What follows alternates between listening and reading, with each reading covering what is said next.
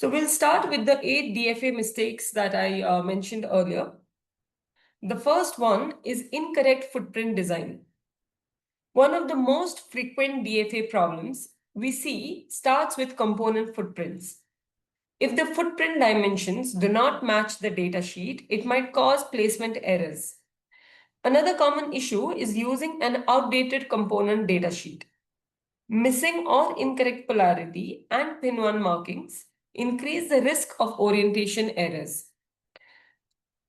So here we have listed some DFA solutions to prevent these.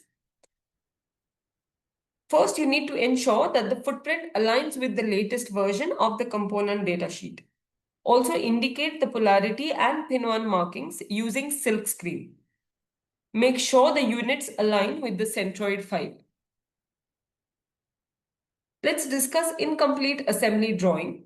The issues in the assembly drawing are as mentioned here. The first one, incorrect component reference designators.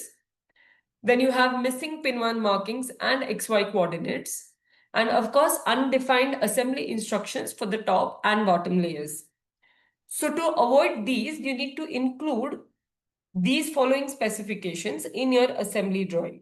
The first one is to include the part reference designators. Then you also need to mention the polarity markings for all the ICs and any unique handling instructions for ESD devices, heat sinks, or connectors. It's also important to mention the location, size, and the shape of fiducial markings. No paste on DNI components, and any cutouts, slots, or mounting holes with locations and sizes have to be mentioned as well. Then we have wrong or missing data in BOM. The typical DFA issues that usually arises when creating a BOM are inclusion of obsolete or duplicate components, wrong part numbers, descriptions, lead times, and vendor details, and of course, incorrect component quantities. So you need to update the BOM to ensure there are no obsolete or unavailable components, and if there are any, you need to replace them with suitable alternatives. You also need to verify components listed in the BOM are readily available to avoid production delays. Always validate your MPNs, that is the manufacturer part number, the descriptions and the manufacturer details before finalizing the BOM.